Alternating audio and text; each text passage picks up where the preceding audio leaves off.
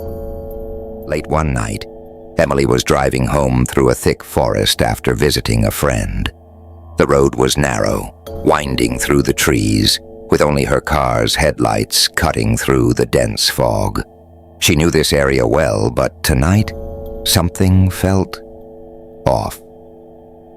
The air felt too still, the darkness too heavy. As she drove, she noticed something strange in her rearview mirror. A shadow. A tall, thin figure standing at the edge of the road. At first, she thought it was her imagination, but when she glanced again, it was still there, standing unnaturally still, watching her car as she passed. Her heart began to race, but she shrugged it off, thinking it must have been a tree or a trick of the fog. She turned her attention back to the road ahead, trying to calm herself. A few miles later, the road seemed to stretch endlessly, with no signs of civilization. Her phone had lost signal long ago, and now the eerie silence of the night pressed in on her. Suddenly, her headlights caught movement in the trees, a flash of something pale darting between the trunks.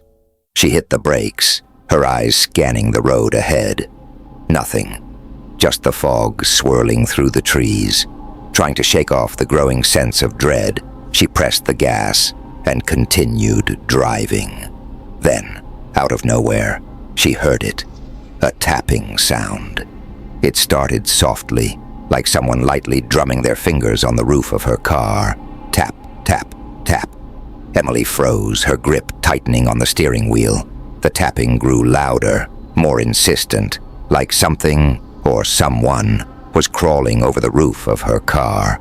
Her breath quickened, but she didn't dare stop. She pushed the car faster, her heart pounding in her chest. Suddenly, the tapping stopped. The silence that followed was deafening. Just when she thought it was over, she heard a soft, dragging sound, like nails scraping across glass.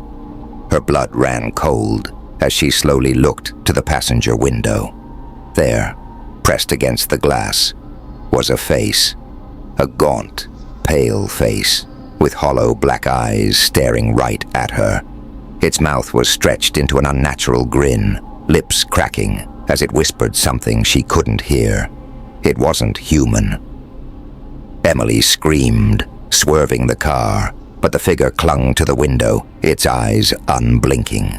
The car skidded, and she lost control, crashing into the side of the road. Everything went black. When Emily woke up, the car was still. The figure was gone.